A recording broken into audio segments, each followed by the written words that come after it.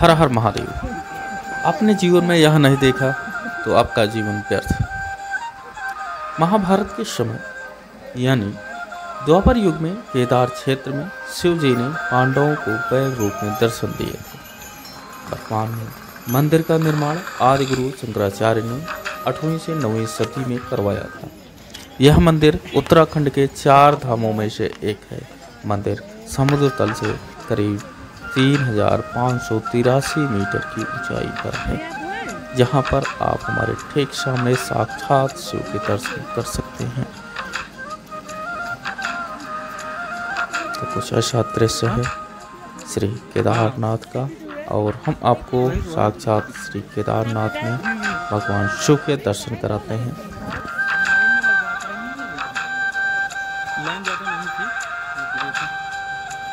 केदारनाथ मंदिर की सबसे दिलचस्प विशेषताओं में से एक इसका अनोखा लिंगम है। भक्तों का मानना है कि भगवान शिव स्वयं यहाँ पूजा करते हैं। पत्थर या धातु से बने अन्य लिंगों के विपरीत लोगों का मानना है कि यह केदारनाथ का ज्योतिर्लिंग लिंग के आकार में एक प्राकृतिक चट्टान है, जो कि आप यहाँ आकर देख सकते हैं। यह प्रकृति को कितना नुकसान कर रहा है। यहाँ पे पॉलीथीन जलाकर। नमस्ते, welcome back to my new blog. मैं हूं सुमित, आप देख रहे हैं पैसेंजर सुमित ब्लॉग। साथियों, आज का ब्लॉग यह है पूरी तरह से श्री केदारनाथ की यात्रा पर यानी 4 धाम की यात्रा पर आधारित है। तो हम इस समय आ गए हैं सोनप्रयाग में, और हम सोनप्रयाग से आपको यह तस्वीरें दिखा पा रहे हैं। और आप कहीं से भी आएंगे, आपको लास्ट डेस्टिनेशन सोनप्रयाग ही है। आप यहाँ तक बस से यात्रा कर सकते हैं, और सोनप्रयाग से टैक्सी के माध्यम से आपको गौरीकुंड जाना होगा। तो चलिए हम आपको लिए चलते हैं गौरीकुंड, और गौरीकुंड से हमारी यह पैदल ट्रैकिंग की जो यात्रा है, श्री केदारनाथ की यात्रा है, वह शुरुआत होती है। तो चलिए हम आपको लिए चलते हैं। यह है सोनप्रयाग का मार्केट। यदि आप रूम लेना चाहते हैं, आप यहाँ रात्रि विश्राम करना चाहते हैं, रुकना चाहते हैं, तो आपको यही मार्केट है जहाँ आप रुक सकते हैं। और यहाँ से आप यात्रा का पंजीयन भी करा सकते हैं। यह जो आप हमारे ठीक सामने बड़ी बड़ी कतारें देख पा रहे होंगे, यह लाइनें केदारनाथ यात्रा दर्शन के पंजीयन हेतु लगाई गई हैं। आप यात्रा का पंजीकरण स्वयं भी कर सकते हैं। यदि नहीं किए हैं तो आप दर्शन नहीं कर पाएंगे। तो यह देख सकते हैं सोनप्रयाग में ट्रस्ट द्वारा यहाँ पंजीयन का सेंटर यहाँ पर लगाया गया है, जो कि यह इतनी लंबी कतारें लगी हैं। यह जो है देख पा रहे होंगे, यह सभी केदारनाथ के दर्शनार्थी हैं और अपना पंजीयन कराने के लिए लगे हैं। तो फाइनली हम आ चुके हैं गौरीकुंड, और यहाँ स्नान करने के बाद हम अपनी ट्रैकिंग शुरू करते हैं। यहाँ से आपको सिर्फ पैदल यात्रा करनी है।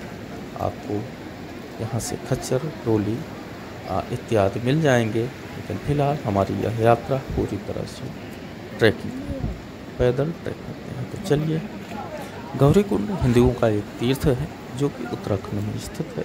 इसे पार्वती कुंड भी कहते हैं। यहाँ वासुकी गंगा केदारनाथ से वासुकी ताल होते हुए मंदाकिनी में मिलती है। यह कस्बा केदारनाथ के लिए मोटर वाहन शीर्ष है। गौरीकुंड के आगे कोई भी मोटर वाहन नहीं जा सकते हैं। यहाँ से आप या तो डोली, खच्चर से या तो पैदल ट्रैकिंग कर सकते हैं और अपनी यात्रा को संपन्न कर सकते हैं। गौरीकुंड गर्म पानी का झरना हिंदुओं के लिए सबसे पवित्र स्थलों में से एक है। जो इसमें डुबकी लगाने के लिए आते हैं, ऐसा माना जाता है कि तालाब के पवित्र जल में डुबकी लगाने से व्यक्ति पवित्र हो जाता है। मनोरम दृश्यों से घिरा गौरीकुंड प्रसिद्ध केदारनाथ मंदिर या ट्रैक में शुरुआती बिंदु के रूप में कार्य करता है। यहीं से केदारनाथ की ट्रैकिंग स्टार्ट होती है। पूरे उत्तराखंड में आपको यहाँ का पानी हमेशा ही बहुत ही अधिक गर्म मिलता है। यह उत्तराखंड के रुद्रप्रयाग जिले में गढ़वाल जिले में आता है, जो कि हिमालय की समुद्र तल से 6502 फीट की ऊंचाई पर स्थित है। गौरीकुंड से केदारनाथ मंदिर तक सड़क मार्ग की सुविधा नहीं है। 18 किलोमीटर का पैदल ट्रैक है, जहां 18 घंटे की कठिन चढ़ाई करनी पड़ सकती है। माता पार्वती ने भगवान शिव को प्रसन्न करने के उद्देश्य से इसी स्थल पर बैठकर वर्षों तक कठोर तपस्या की थी। इसके बाद ही भगवान शिव माता पार्वती से विवाह करने को तैयार हुए थे। शिव पार्वती का विवाह गौरीकुंड से 15 किलोमीटर की दूरी पर स्थित त्रियुगी नारायण मंदिर में संपन्न हुआ है। आप वहां भी जाकर दर्शन कर सकते हैं। यहीं पर जब माता पार्वती अंतर स्नान कर रही थी, तभी भगवान शिव वहां पहुंचे। माता पार्वती के आदेश पर गणेश ने भगवान शिव को अंदर जाने से रोक दिया। इससे क्रोधित होकर शिव ने गणेश का मस्तक काटकर धड़ से अलग कर दिया था। बाद में माता पार्वती के रुष्ट हो जाने पर भगवान शिव ने एक हाथी के सिर को गणेश के मस्तक से जोड़कर उसे पुनः जीवन प्रदान किया था। यह वही स्थान है।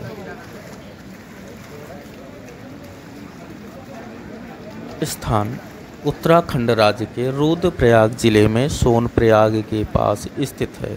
इसके पास में ही मंदाकिनी नदी बहती है। यहीं से केदारनाथ धाम व वासुकी ताल का ट्रैक शुरू होता है। समुद्र तट से इसकी ऊंचाई 6000 फीट से अधिक है। फिलहाल हमने यहाँ से स्नान कर लिया है और चलते हैं ट्रैक की ओर। तो यहीं से हमारा श्री केदारनाथ का पैदल ट्रैक स्टार्ट होता है। रात्रि के करीब 3 बजने को हैं और हम यहाँ से पैदल ट्रैक स्टार्ट कर दिए हैं। गौरीकुंड में वर्ष 2013 से पहले तक की स्थिति बिल्कुल सामान्य थी। यहाँ पर गौरी झील थी। इस झील का पानी गर्म होता था। भक्तगण जब केदारनाथ जाने के लिए यहाँ आते थे, तब इस ठंडे मौसम में इस गर्म झील में स्नान करने के पश्चात ही आगे बढ़ते थे। किंतु 2013 में आई भयंकर प्राकृतिक आपदा ने सब कुछ नष्ट करके रख दिया। उस आपदा में केदारनाथ मंदिर के मार्ग व उसके आसपास के स्थलों को नष्ट कर दिया था। इसमें गौरीकुंड भी एक था। पहले जो सरोवर यहाँ हुआ करता था, अब उसकी जगह केवल एक पतली गर्म पानी की धार यहाँ होती है, जिसके साथ ही सरकार के द्वारा एक पाइप की सहायता से गौरीकुंड का गर्म पानी उपलब्ध करवाया जाता है। यहाँ पर माता पार्वती को समर्पित गौरी मंदिर स्थित है। केदारनाथ जाने वाले भक्त पहले गौरी मंदिर में जाकर माता पार्वती से आशीर्वाद प्राप्त करते हैं। गौरी मंदिर में माता पार्वती की मूर्ति स्थापित है। गौरी मंदिर में आधा किलोमीटर की दूरी पर सिरकटा मंदिर है, जो कि भगवान गणेश को समर्पित है। आपकी जानकारी के लिए हम बताते हैं कि केदारनाथ धाम के कपाट दीपावली के अगले दिन से बंद हो जाते हैं। फिर मई माह में अक्षय तृतीया के दिन खोले जाते हैं। ऐसे में यदि आप इस समय गौरीकुंड आएंगे तो केदारनाथ नहीं जा पाएंगे। इसलिए मई से अक्टूबर माह के बीच में यहाँ आया जा सकता है। यदि आपको सर्दियों का मौसम पसंद है व बर्फबारी का आनंद उठाना चाहते हैं, तो आपको अक्टूबर माह में यहाँ आना चाहिए। हालांकि उस समय यहाँ सर्दियाँ बहुत अधिक बढ़ जाती हैं। फिलहाल हम आपको दिखा रहे हैं कुछ ऐसा दृश्य अभी का है श्री केदारनाथ यात्रा मार्ग में कुछ ऐसा दृश्य है। 2013 के पहले यह मार्ग लगभग 2 किलोमीटर कम तय करना पड़ता था, यानी लगभग 17 किलोमीटर का यह यात्रा ट्रैक था, जो कि अब 19 किलोमीटर आपको ट्रैक करना पड़ सकता है। क्योंकि आगे चलकर यहाँ जो आप देख पा रहे हैं, यहाँ से इसको बाएं तरफ से दाहिने तरफ आना पड़ता है। देख सकते हैं यहाँ पहले का रूट उस तरफ था, अब यहाँ से इसको घुमाकर इस साइड से दाहिनी तरफ से आप ऊपर जाया जा रहा है, तो जिससे लगभग 2 किलोमीटर की अधिक दूरी तय करनी पड़ रही है। यह आप ठीक सामने जो देख पा रहे होंगे बाईं तरफ, यह पुराना मार्ग था श्री केदारनाथ तक के जाने के लिए। तो कुछ ऐसा सुंदर दृश्य आप देख पा रहे हैं केदारनाथ यात्रा ट्रैक का। आप भी यहाँ आना चाहते हैं तो आपको सबसे पहले उत्तराखंड के ऋषिकेश, देहरादून या हरिद्वार पहुँचना पड़ेगा। फिर वहाँ से सोनप्रयाग के लिए स्थानीय बस, टैक्सी या कार लेनी होगी। सोनप्रयाग से 5 किलोमीटर की दूरी पर है गौरीकुंड। यहाँ से आपको शेयर्ड जीप में बैठकर गौरीकुंड पहुँचना होगा। ध्यान रखें, आप सरकारी या निजी वाहन से सोनप्रयाग तक ही आ सकते हैं। इसके बाद आपको मंदाकिनी नदी पर बने पुल को पार करना होगा और वहाँ खड़ी जीप स्टैंड या शेयर्ड जीप लेनी होगी। इस जीप का किराया 20 से 30 रुपये के पास होता है, जो आधे घंटे में भी कम समय में भी आपको गौरीकुंड छोड़ देगी। आप गौरीकुंड में स्नान करने के बाद अपने केदारनाथ यात्रा ट्रैक को शुरू कर सकते हैं। आपको रास्ते भर इस तरह से झरने, इस तरह से हिमखंड, ग्लेशियर आपको पूरे केदारनाथ यात्रा के मार्ग पर आपको दिखाई देते रहेंगे। फिलहाल आप इसकी ऊंचाई देख सकते हैं, यह कितने ऊपर से यह ग्लेशियर पिघलकर जो कि आगे चलकर यह मंदाकिनी नदी का रूप लेगा। कुछ इस तरह से हम इसकी ऊंचाई तक कवर नहीं कर पा रहे हैं। यह इसकी ऊंचाई मान के चलिए मीटर क्या किलोमीटर में देखी जा सकती है। कुछ ऐसे जो है मनोरम दृश्य आपको पूरे केदारनाथ यात्रा के दौरान देखने को मिलेंगे। फिलहाल अभी तो यह यात्रा की शुरुआत है, आगे और सुंदर दृश्य आपको देखने को मिलेंगे। तो बने रहिए हमारे साथ वीडियो के अंत तक। अभी तक आपने हमारे इस चैनल को सब्सक्राइब नहीं किया है, प्लीज़ चैनल को सब्सक्राइब करें और अपने ग्रुप में इसे शेयर ज़रूर करें। यदि आप यहाँ पे रोडवेज की बस से आना चाहते हैं तो आपको ऋषिकेश से ही यहाँ के लिए बस लेनी पड़ेगी। सो आप देख सकते हैं वहाँ चार्ट बोर्ड लगाया गया है। जब भी यहाँ से बसें जाती हैं, लगभग 4-5 बसें डेली की हैं यहाँ पे ऋषिकेश बस स्टेशन से, तो आप उससे आ सकते हैं। बाकी प्राइवेट बसेस, टैक्सी यहाँ पे उपलब्ध होती हैं। केदारनाथ धाम में हर वर्ष लाखों की संख्या में श्रद्धालु आते हैं। धाम के कपाट हर वर्ष अप्रैल या मई में खोले जाते हैं और भैया दूज पर शीतकालीन के लिए बंद कर दिया जाता है। शीतकाल में बाबा केदार की चल विग्रह उत्सव डोली को ऊखी मठ स्थित ओंकारेश्वर मंदिर लाया जाता है, जहाँ माँ के लिए बाबा यहीं विराजमान रहते हैं। केदारनाथ धाम का उल्लेख स्कंद पुराण के केदार खंड में मिलता है। कहा जाता है कि मंदिर का निर्माण कत्यूरी शैली में हुआ है। पांडवों के वंशज जन्मेजय ने यहाँ इस मंदिर की स्थापना की थी। बाद में आदि शंकराचार्य द्वारा इसका जीर्णोद्धार भी कराया गया था। मंदिर के संबंध में कई मान्यताएं प्रचलित हैं। मान्यता है कि महाभारत के बाद पांडव अपने गोत्र बंधुओं की हत्या के पाप से मुक्ति के लिए भगवान शिव की शरण में जाना चाहते थे और इसके लिए वह भगवान शिव की खोज करने हिमालय की ओर गए। तब भगवान शिव अंतर्ध्यान होकर केदार में जा बसे। पांडव भी उनके पीछे केदार पर्वत पहुंच गए। तब भगवान शिव ने पांडवों को आता देख भैंसे का रूप धारण कर लिया और पशुओं के बीच में चले गए। भगवान शिव के दर्शन पाने के लिए पांडवों ने एक योजना बनाई और भीम ने विशाल रूप धारण कर अपने दोनों पैर केदार पर्वत के दोनों ओर फैला दिए। सभी पशु भीम के पैरों के बीच से गुजर गए, लेकिन भैंसे के रूप में भगवान शिव भीम के पैर के नीचे से निकले। तभी भगवान शिव को पहचान कर भीम ने भैंसे को पकड़ना चाहा तो वह धरती में समाने लगा। तब भीम ने भैंसे का पिछला भाग कसकर पकड़ लिया। भगवान शिव पांडवों की भक्ति से प्रसन्न हुए और उन्हें दर्शन देकर पाप से मुक्त कर दिया। कहा जाता है कि तभी से भगवान शिव की यहाँ भैंसे की पीठ के आकृति के रूप में पूजे जाते हैं। मान्यता है कि इस भैंसे का मुख नेपाल में निकला है, जहाँ भगवान शिव की पूजा पशुपतिनाथ के रूप में की जाती है।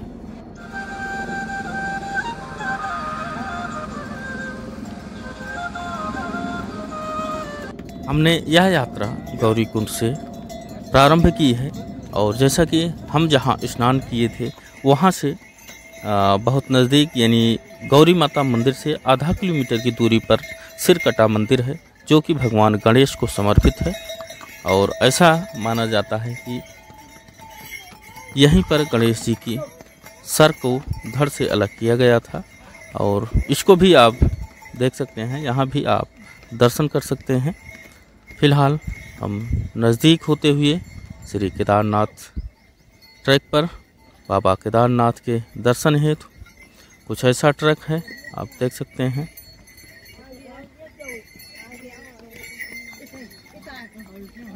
बाकी आप यहाँ पहुँचकर इसके आनंद का लाभ ले सकते हैं। उत्तराखंड के 4 धाम में शामिल है यह 5वां ज्योतिर्लिंग, जहां हम आपको लिए चल रहे हैं बाबा केदारनाथ के दर्शन हेतु।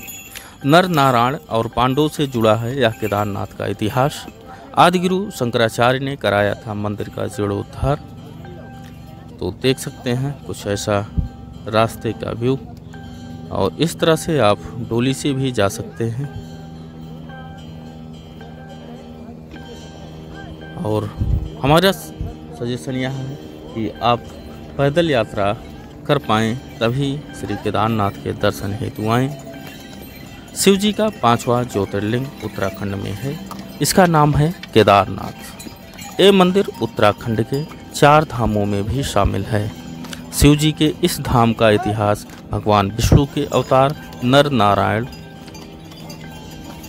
पांडव और आदिगुरु शंकराचार्य से जुड़ा है। यह मंदिर हिमालय क्षेत्र में है। इस वजह से शीत ऋतु के समय करीब 6 महीने बंद रहता है और ग्रीष्म ऋतु के समय यानी गर्मियों में भक्तों के लिए खोला जाता है। इसलिए 5वें ज्योतिर्लिंग से जुड़ी खास बातें आपको हम बता रहे हैं। नर नारायण के तप से प्रसन्न होकर प्रकट हुए थे शिव जी। तो केदारनाथ धाम से जुड़ी कई मान्यताएं प्रचलित हैं। शिव पुराण की कोटि रुद्र संहिता में लिखा है कि पुराने समय में बदरी वन में विष्णु भगवान के अवतार नर नारायण पार्थिव शिवलिंग बनाकर भगवान शिव का रोज पूजन करते थे। केदारनाथ मंदिर उत्तराखंड के रुद्रप्रयाग जिले में है। केदारनाथ 12 ज्योतिर्लिंग में से एक है। ये उत्तराखंड के 4 धामों में भी शामिल है। केदारनाथ धाम से जुड़ी कई मान्यताएं प्रचलित हैं। शिव पुराण की कोटि रुद्र संहिता में लिखा है कि पुराने समय में बदरी वन में विष्णु भगवान के अवतार नर नारायण पार्थिव शिवलिंग बनाकर रोज पूजा करते थे। नर नारायण के भक्ति से प्रसन्न होकर भगवान शिव यहाँ प्रकट हुए। शिव जी ने नर नारायण से वरदान मांगने के लिए कहा। तब नर नारायण ने वरदान मांगा कि शिव जी हमेशा यहीं पर रहें, ताकि अन्य भक्तों को भी शिव जी के दर्शन आसानी से प्राप्त हो सकें। ये बात सुनकर शिव जी ने कहा कि अब ये यहीं पर रहेंगे और ये क्षेत्र केदार क्षेत्र के नाम से प्रसिद्ध होगा। तो यह देख पा रहे हैं, यह है केदार क्षेत्र और हमारे ठीक सामने आपको दिखाई दे रहा होगा यह पूरा हिम क्षेत्र और यह सूर्य की किरणों से चमकता यह पूरा केदार क्षेत्र। कितना सुंदर व्यू आपको देखने को मिल रहा है। हालांकि आपको यहाँ पर काफ़ी लोग टेंट कैंपिंग करते भी दिख जाएंगे। आपको श्री गौरी कुंड से पूरे केदारनाथ यात्रा ट्रैक के जितना भी लंबा क्षेत्र यहाँ 18-19 किलोमीटर का है, पूरे क्षेत्र में केवल इस तरह से टेंट ही देख पाएंगे। यदि आप भी टेंट लिए हैं तो विश्राम कर सकते हैं। हालांकि यह क्षेत्र है, यहाँ पर टेंट लगाया जा सकता है, बाकी हर जगह टेंट भी नहीं लगाया जा सकता है। और जैसा कि देख सकते हैं यहाँ पे हिमखंड जो है गिरते रहते हैं, ऊपर से लैंडस्लाइड होती रहती है। तो अच्छा सा ऐसा मैदानी क्षेत्र देखकर ही अपने कैंप को लगाएं और हो सके तो आप सुबह 2-3 से 4 बजे तक यहाँ ट्रैक स्टार्ट करें और शाम होते होते आप यहाँ पहुँच जाएंगे। 3-4 बजे तक आपको श्री केदार जी की जो है दर्शन हो जाएंगे। उसके बाद आप पुनः वापसी कर सकते हैं। आपको यहाँ रात्रि रुकने की आवश्यकता नहीं पड़ेगी। यदि आपको देर हो जाता है तो यहाँ आप मंदिर क्षेत्र में आपको कैंप भी मिल जाएंगे, टेंट भी मिल जाएंगे, जिसका 500, 700, 800 रुपये करके ऐसे पर नाइट के हिसाब से आपको पे करना पड़ेगा। और यहाँ पर केदारनाथ ट्रस्ट के द्वारा भी आपको हॉल टाइप के जो है यहाँ रहने की व्यवस्था मिल जाएगी, जो कि आपको 200-300 रुपये में ही मिल जाएगा। तो आप यहाँ रात्रि विश्राम भी कर सकते हैं। लेकिन याद रहे, यह पूरे 19 किलोमीटर के यात्रा ट्रैक पर आप केवल मंदिर क्षेत्र में ही, यानी आप मंदिर क्षेत्र से लगभग 150 मीटर की दूरी पर ही ऐसा करें। और यह क्षेत्र कुछ मैदानी क्षेत्र के हिसाब से है, जहाँ आपको कोई भी रिस्क नहीं हो सकता है। तो कुछ इस तरह से हम अपनी यात्रा प्रारंभ कर रहे हैं और हम लगभग पहुंचने वाले हैं। यहाँ से 4-5 किलोमीटर की यात्राएं अभी और शेष रह गई हैं। आपको ऐसे ही कुछ दुकानें मिल जाएंगी जहाँ पर आपको चाय, बिस्किट या कुछ और भी मिल सकता है, यानी बहुत कम जगह पर आपको ऐसे मिलेगा। और इन्हीं झोपड़ियों में आपको चाय, बिस्किट, नमकीन या और फास्ट फूड जैसे समोसा, पकौड़ी भी मिल सकती है। और केवल आप जलपान कर सकते हैं, कहने का यह उद्देश्य है। आपको यहाँ होटल, रेस्टोरेंट नहीं मिल पाएगा, क्योंकि यहाँ ऐसी सिचुएशंस नहीं है। और ऐसे में यहाँ पे परमानेंट कोई दुकानें भी नहीं हैं और दुकानें हो भी नहीं सकती हैं परमानेंट, क्योंकि यहाँ पे लैंडस्लाइड होता है। तो कुछ इस तरह से यात्रा ट्रैक है पूरा। आपको पूरे रास्ते में यहाँ घोड़े, खच्चर जो है काफ़ी प्रॉब्लम पैदा कर सकते हैं, आप इनसे बचकर चलें।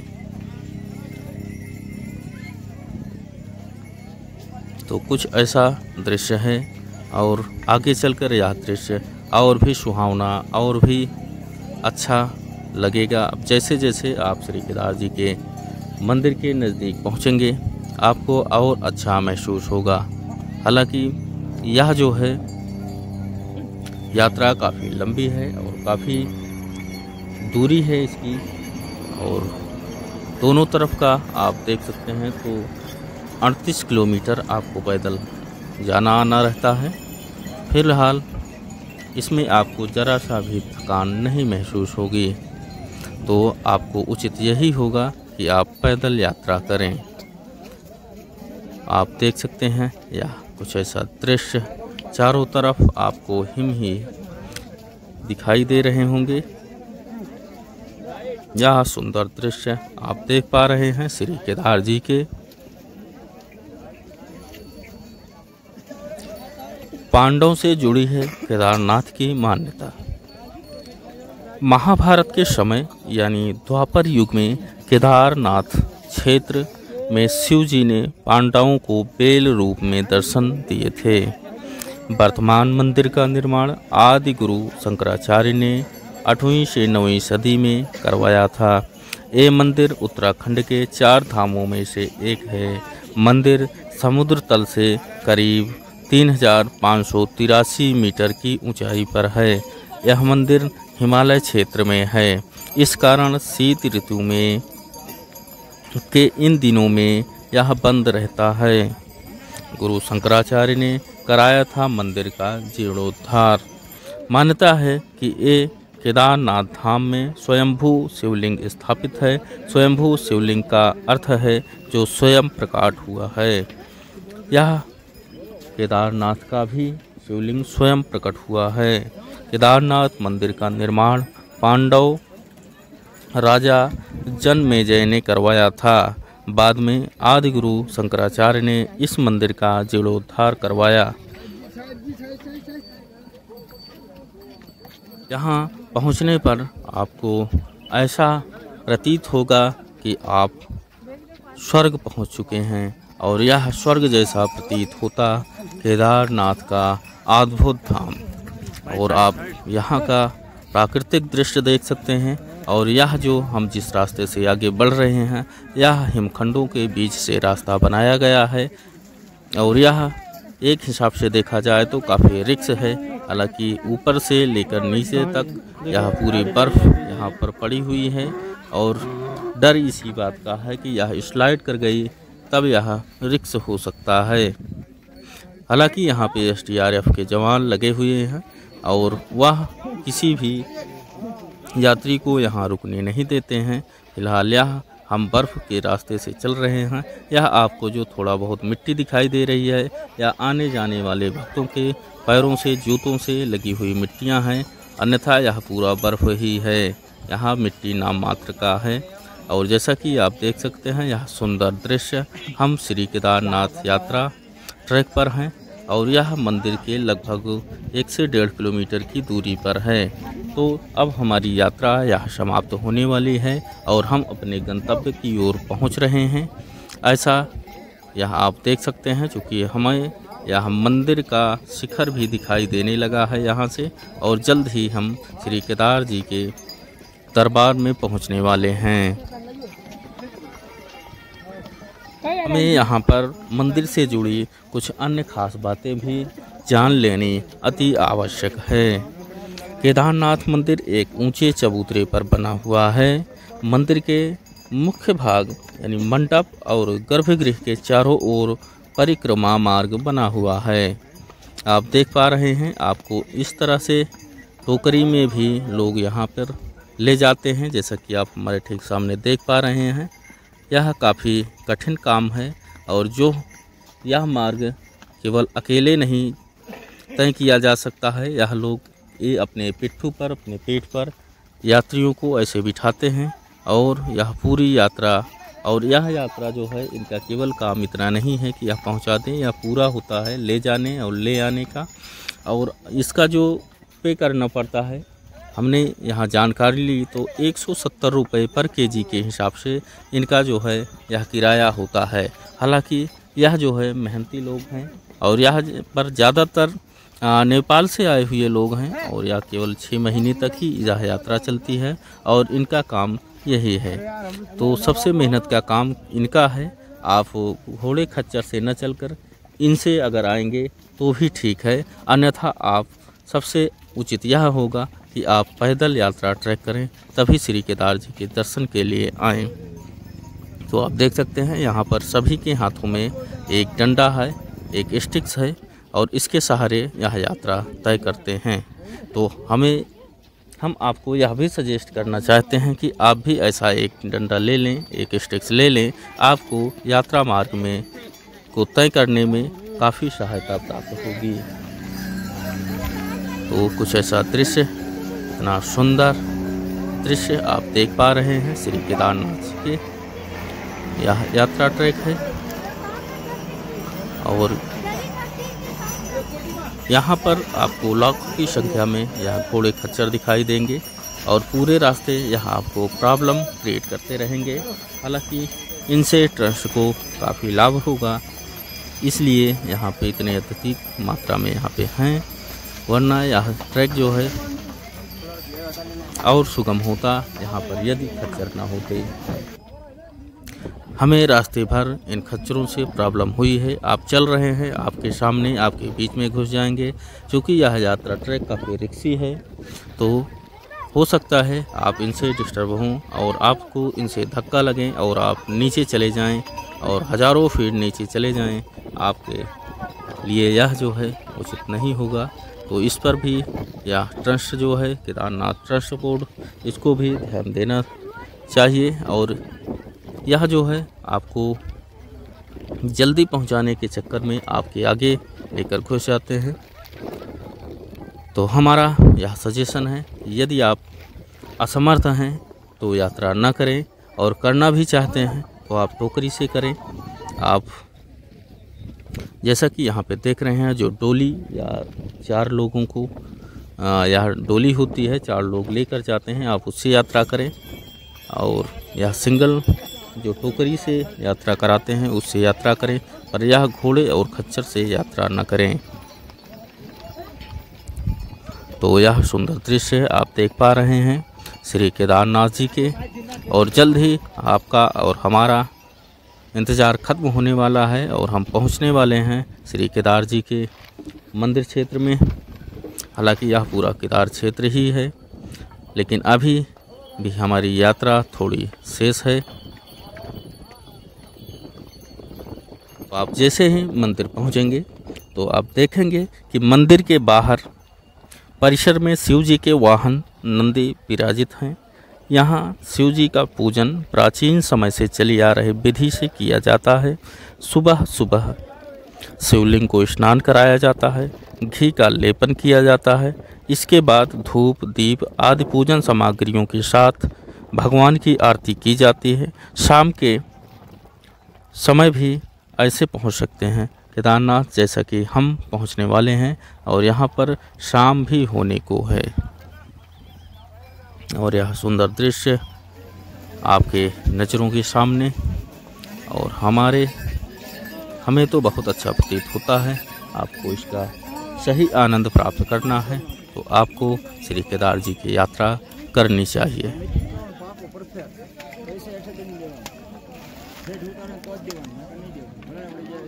जब भी आप केदारनाथ आएँ, आप अपना ऑनलाइन रजिस्ट्रेशन करा के ही आएँ, और ना भी कराए रहें तो आपके पास आधार कार्ड होना ज़रूरी है। और यहाँ पर भी रजिस्ट्रेशन की सुविधा रहती है। हालांकि आपको स्लॉट बुक होता है, आपको किस दिन यहाँ का यात्रा करना है। यह अभी तक तो तुरंत रजिस्ट्रेशन हो जाता था, लेकिन 2023 के यात्रा से यह पूरी तरह से ऑनलाइन हो गई है। और जब भी आप आएँ, यहाँ से आने के 4-5 दिन पहले आप यदि रजिस्ट्रेशन कर लेते हैं, केदारनाथ यात्रा रजिस्ट्रेशन आप सर्च करेंगे तो इसकी जो बोर्ड की या ट्रस्ट बोर्ड जो है केदारनाथ का ट्रस्ट की वेबसाइट ओपन होगी, आप वहां से रजिस्ट्रेशन कर सकते हैं। आपको आधार कार्ड, पैन कार्ड वगैरह की ज़रूरत होती है, मोबाइल नंबर की ज़रूरत होती है, और आप आसानी से सहजता से आप अपना रजिस्ट्रेशन पूर्ण कर सकते हैं और अपने यात्रा के दिन यहाँ की यात्रा कर सकते हैं। अन्यथा आपको यह पूरे ट्रैक में आपको कहीं भी नहीं रोका जाएगा, आपका कहीं भी रजिस्ट्रेशन चेक नहीं होगा। आप पूरे मंदिर क्षेत्र तक आ सकते हैं, लेकिन आपको मंदिर से 10 मीटर 15 मीटर की दूरी पर यहाँ चेक होता है। आप मंदिर के अंदर प्रवेश करने से पहले आपका यात्रा रजिस्ट्रेशन ज़रूर चेक होगा। तो ऐसा आप बिल्कुल ना करें कि आपको यह पूरी यात्रा या पूरी मेहनत जो है ख़राब जाए और बाबा केदार के दर्शन ना हो पाएँ। तो आप यहाँ रजिस्ट्रेशन पहले से ही करा कर आएँ, तभी आप यहाँ पर बाबा केदार जी के दर्शन कर पाएंगे। तो हम पहुँच चुके हैं बाबा केदारनाथ जी के क्षेत्र में। जैसा कि देख सकते हैं, यहाँ पर यह जो भी आपको लेकर आते हैं, यहाँ पर इंतज़ार कर रहे हैं कि आप दर्शन करके आएँ और आपको पुनः यह वापस लेकर गौरीकुंड तक जाएँ। यह खच्चर यहीं तक इनका गंतव्य है, और टोकरी से भी आएंगे तो यहीं तक आएंगे। और जैसा कि आप देख पा रहे हैं, हेलीकॉप्टर का हेलीपैड यहाँ बनाया गया है। तो आप हेलीकॉप्टर से आते हैं तो भी आपको यहीं तक आना होगा, चूँकि यह मंदिर से लगभग 15-20 मीटर की ही दूरी पर है। तो हमारी यह यात्रा श्री केदारनाथ जी की यात्रा लगभग पूरी हो चुकी है। हम यहाँ तक पहुँच चुके हैं। यहाँ पर आप हेलीकॉप्टर के माध्यम से यदि यह यात्रा पूर्ण करनी चाहते हैं तो आपको लगभग 7,000 रुपये के करीब पे करना पड़ता है। यह भी आप किसी जालसाज के चक्कर में न पड़ें, किसी अन्य वेबसाइट के चक्कर में न पड़ें। काफ़ी ट्रैवलिंग वेबसाइट आपको ऑनलाइन भी मिल जाएंगी। तो आप जो है केदारनाथ तीर्थ क्षेत्र के जो ऑफिशियल वेबसाइट है वहीं से इसका भी रजिस्ट्रेशन करें। तो यहाँ पे आपको हर मिनट हेलीकॉप्टर मिल जाएगा, जो कि आपको यह काफ़ी सुगमता से पहुँचा देता है। तो आप हेलीकॉप्टर के माध्यम से भी यहाँ यात्रा पूर्ण कर सकते हैं। हालांकि आपको जो आनंद पैदल यात्रा में मिलेगा, आपको ना तो खच्चर से मिलेगा, ना तो डोली से मिलेगा, और ना ही आपको इस हेलीकॉप्टर की यात्रा में मिलेगा। तो यदि आप समर्थ हैं तो पैदल यात्रा श्री केदार जी के पूर्ण करें। तो अब हम पहुंच चुके हैं श्री केदारनाथ जी के मंदिर। तो यहाँ से जहाँ तक संभव हो सकता है हम और आपको दिखाने का प्रयास करते हैं। इसके बाद हम दर्शन करने के बाद वापस पुनः गौरीकुंड आएंगे और अपनी यात्रा का समापन करेंगे।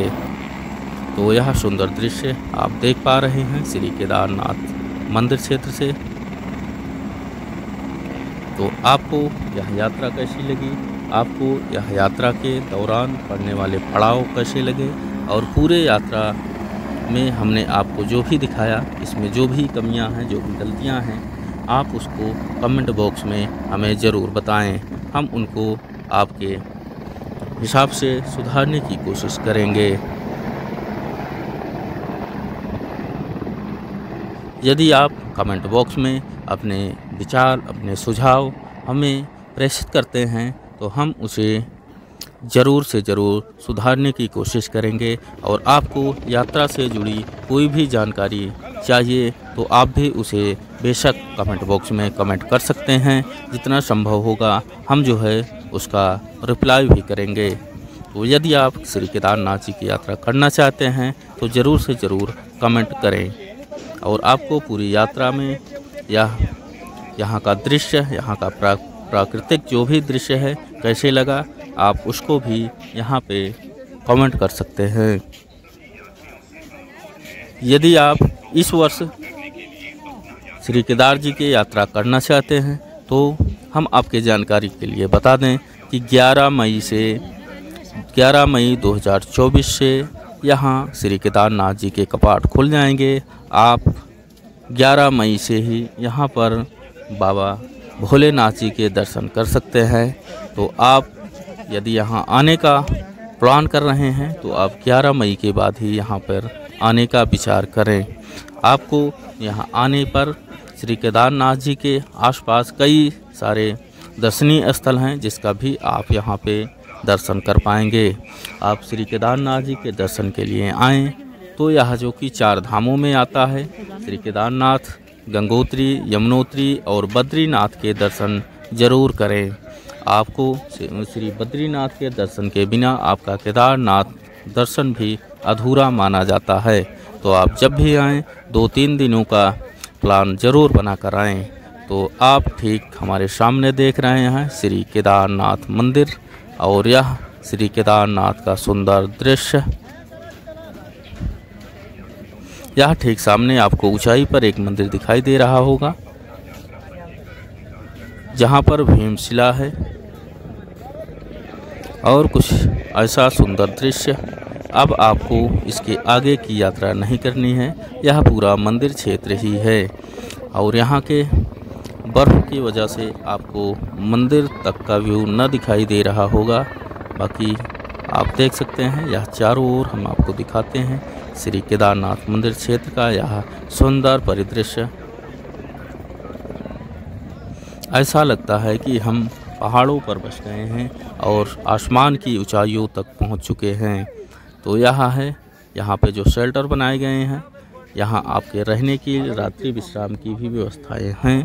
हालांकि यह निःशुल्क नहीं है। आपको यहाँ पे कोई भी प्रॉब्लम होती है तो आपके लिए यहाँ पे स्वास्थ्य विभाग ने यहाँ पे दवाइयों, डॉक्टर्स की सुविधाएं उपलब्ध हैं। आप यहाँ दवा भी ले सकते हैं अपनी प्रॉब्लम्स के अनुसार। तो यह देख सकते हैं, आप यहाँ यात्रा करके आएंगे तो यहाँ थोड़ी देर विश्राम कर सकते हैं। आप जिस भी माध्यम से आएंगे वो लोग यहाँ पर आपकी वापस पुनः गौरीकुंड तक छोड़ने के लिए यहाँ पे वेट करते रहते हैं।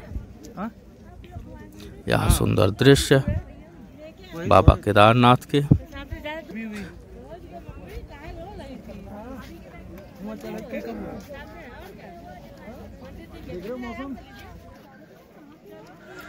देख रहे हो बर्फ इस समय नहीं पड़ रही है, थोड़ी देर पहले पड़ी थी, थोड़ी देर पहले पड़ी थी। अभी देखो मुश्किल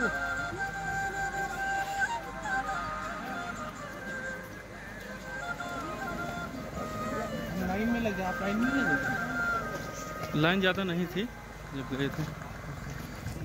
हर हर महादेव।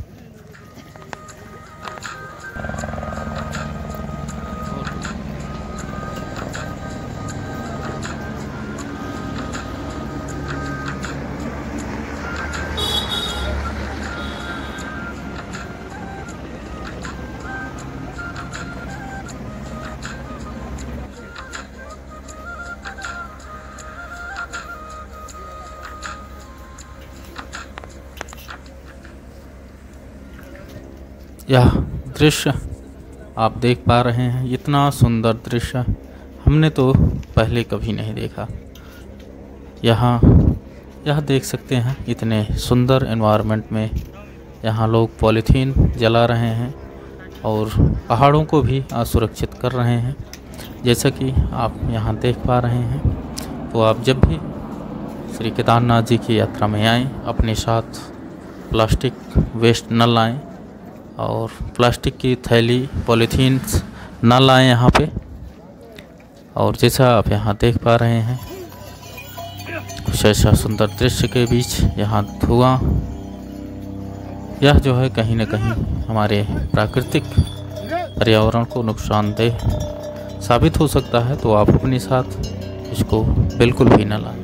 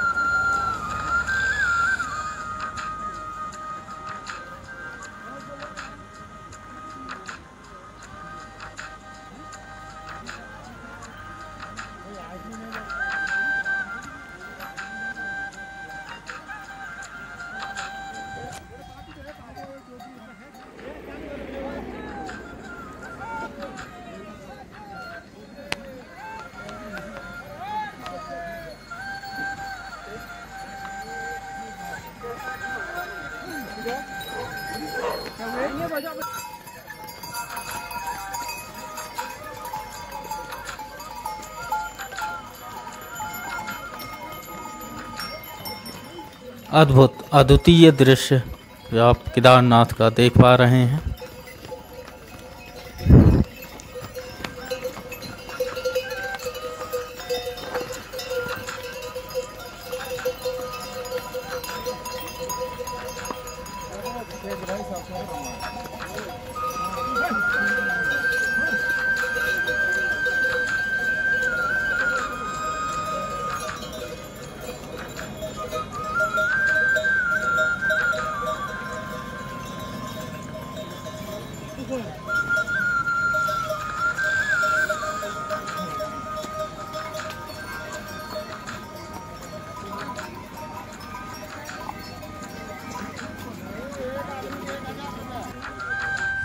हम जब भी यहाँ पहुँचते हैं, हमें 2013 की उस आपदा का जेहन में जो है याद आता है।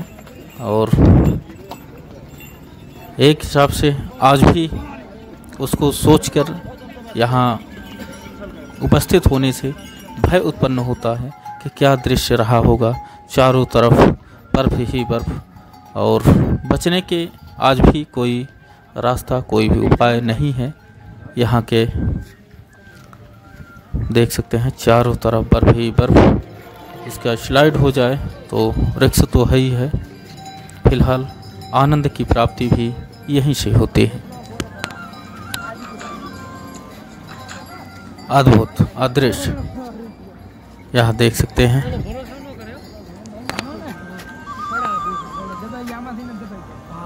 SDRF के जवान कुछ ऐसा जो है रास्ते का बंदोबस्त करते हुए, आपको यहाँ रुकने बिल्कुल भी नहीं दिया जाता है। आप सिर्फ निकल रहे हैं और आपके बहुत ऊंचाई तक यहाँ बर्फ ही बर्फ, उसके बीच से यह यात्रा संपन्न होती। यहाँ देख सकते हैं कुछ इस तरह से रिक्स भरा रास्ता और रिक्स में ही आनंद है, रिक्स में ही परमानंद है। तो कुछ ऐसा यह बर्फ़ का पहाड़ और इसके बीच से होते हुए हमारी केदारनाथ की यात्रा।